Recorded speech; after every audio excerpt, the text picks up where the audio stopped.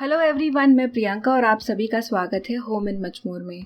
आज इस वीडियो में मैं आपके लिए लेकर आई हूँ कुछ होम एंड किचन टिप्स। आपको इस तरह की टिप्स देखने में मज़ा आता है या नहीं, मुझे आप नीचे कमेंट कर बता सकते हैं। तो चलिए आज का वीडियो शुरू करते हैं। सबसे पहली टिप है बच्चों के कपड़ों के ऑर्गेनाइजेशन रिलेटेड। तो बच्चों के कपड़े छोटे छोटे होते हैं, बहुत बड़े नहीं होते हैं, इतने बड़े नहीं होते हैं कि हैंगर पर आसानी से लगाया जाए। तो बच्चे की क्या एज है उस पर भी ये डिपेंड करता है। तो आप इस तरह की बास्केट्स यूज़ कर सकते हैं। इन बास्केट्स में भी आप सेग्रीगेशन कर सकते हैं, जैसे कि यहाँ पर हमने करके रखा हुआ है कि जो टी शर्ट्स है या टॉप वाली जो चीज़ें हैं वो सारी एक बास्केट के अंदर है और बॉटम वाली चीज़ें दूसरी बास्केट में रखी हुई है। टी शर्ट की फोल्ड्स भी बड़ी बड़ी है ताकि बास्केट में जो ढेर है अंदर वो पूरा टेढ़ा मेढ़ा ना हो, सही से इस बास्केट में आ जाए, स्पेस का मैक्सिमम यूटिलाइजेशन हो। इसी तरह से जो पैंट्स रखी हुई है ये भी इस तरह से रखी हुई है कि पैंट्स जो नीचे हैं उन्हें निकालने में भी दिक्कत ना हो, विजिबिलिटी ज़्यादा हो। तो इस तरह से सेग्रीगेट करके अगर आप कपड़े रखेंगे तो आपको टाइम पे ये जल्दी मिल भी जाएंगे और वापस से इन्हें अपनी जगह पर रखने में आसानी भी होगी।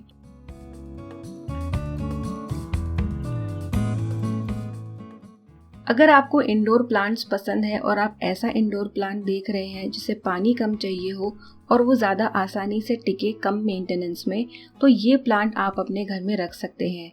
इस प्लांट का नाम है ZZ या ZZ प्लांट। तो जो हमारे ABCD वाला Z होता है बस वही है 2 बार। तो इस ZZ प्लांट में आपको ज़्यादा पानी नहीं डालना होता है। इनफैक्ट ज़्यादा डालेंगे तो इससे प्रॉब्लम हो सकती है, तो कम इसे वाटर करना पड़ता है और इसका मेंटेनेंस बहुत ईजी है। घर के अंदर जो इनडायरेक्ट सनलाइट आती है इसमें भी ये अच्छे से रह जाता है। ये है मेरा विंटेज स्टाइल रोटी का डब्बा।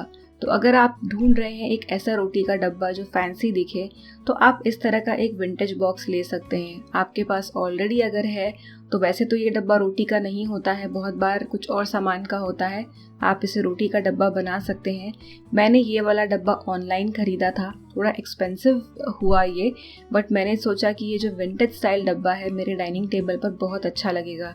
इससे पहले भी एक डब्बा था, आपने देखा होगा, पर वो डब्बा मुझे किसी कारण से रिटर्न करना पड़ा, तो मैंने उसके बदले में ये डब्बा लिया है। इस तरह के डब्बे रोटी के लिए बहुत अच्छे लगते हैं, सुंदर लगते हैं और हाँ, आप इन्हें एज अ डेकोर पीस भी यूज़ कर सकते हैं। घर में जब भी लहसुन छीला जाता है तो वो एक स्टेप में नहीं होता है। थोड़ा बहुत काम कर लिया, फिर थोड़ा सा गार्लिक पील कर लिया, फिर ढक के रख दिया या खुला रख दिया बर्तन। तो हमारे घर में ऐसा ही होता है। मेरी मदर इन लॉ एक प्लेट यूज़ कर लेती हैं, पर उसमें क्या होता है कि जब आप लहसुन छीलने से ब्रेक लेते हैं तो हवा से लहसुन के छिलके यहाँ वहाँ उड़ने लगते हैं और सब तरफ फैल जाते हैं और इनकी सफाई फिर मुश्किल हो जाती है। ऐसे में आप एक डब्बा डेडिकेट कर सकते हैं कि एक दिन में जब भी आप गार्लिक पील कर रहे हैं तो पील किया और साइड में कटोरी में या किसी डब्बे में भर दिया, और जब आप नहीं पील कर रहे हैं, ब्रेक ले रहे हैं, तो ढक दिया। ऐसा करने से आपका जो डब्बा है आसानी से यहाँ से वहाँ आप मूव कर पाएंगे।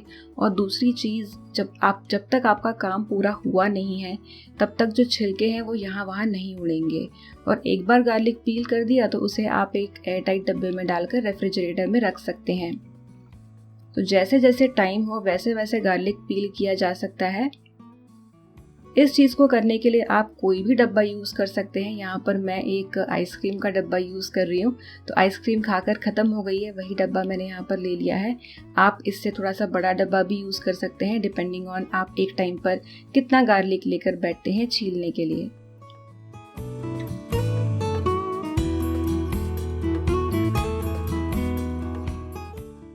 ये टिप है माइक्रोवेव की सफाई से रिलेटेड। माइक्रोवेव को टाइम टू टाइम क्लीन करना चाहिए, तभी इसका जो इंटीरियर है वो साफ रहेगा। और हाँ, स्प्लैटर कवर भी यूज़ करें, उसके बारे में मैंने एक वीडियो में अलग से ऑलरेडी बताया हुआ है। तो माइक्रोवेव को रेगुलरली आप एक मंथ में एक बार या 15 दिन में एक बार इस तरह से साफ़ करें कि एक बोल पानी का लें, माइक्रोवेव सेफ बोल, उसमें सिरका डालें और फिर माइक्रोवेव करें 5 मिनट के लिए बिना कवर किए।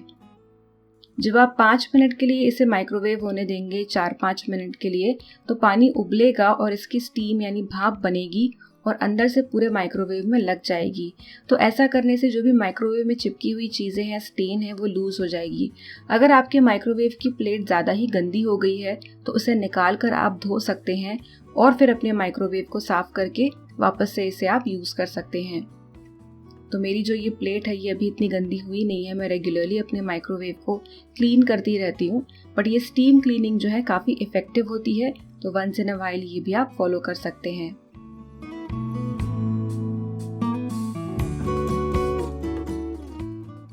साल भर हम पानी की बॉटल यूज़ करते हैं और समर सीजन में तो ज़्यादा ही होती है। ऐसा कहना भी मुश्किल है, through out the year use होती है, विद यूज़ ये गंदी हो जाती है। तो बाहर से तो बॉटल हम अच्छे से धो पाते हैं, लेकिन अंदर से धोने के बाद भी स्मेल नहीं जाती। तो ऐसे में आप सोडा और सिरका यानी विनेगर यूज़ करें और बॉटल को 2 से 3 बार खंगाल लें और अच्छे से वॉश कर लें। ज़रूरत पड़े तो आप एक बॉटल क्लीनिंग ब्रश भी यहाँ पर यूज़ कर सकते हैं। अब ये सब फॉलो करने के बाद भी जो सबसे इम्पॉर्टेंट स्टेप है कि बॉटल अच्छी तरह से खुली रहे, सूख जाए। जब भी आप बॉटल धो लेंगे तो कुछ समय आप इसे सीधा रखें, कुछ समय आप इसे उल्टा रखें, क्योंकि एकदम उल्टा रखेंगे तो पूरा एयर का सप्लाई बंद हो जाएगा, बॉटल सूखेगी नहीं, और पूरे टाइम अगर आप इसका मुंह ऊपर की तरफ रखेंगे तो पानी अंदर रह जाएगा। तो कुछ समय यहाँ पर मैं अपनी बॉटल को सीधा रखूँगी। इस तरह की सफाई के बाद और बॉटल को खुली हवा लगने अगर आप देंगे तो ये साफ भी हो जाएगी और स्मेल भी नहीं आएगी।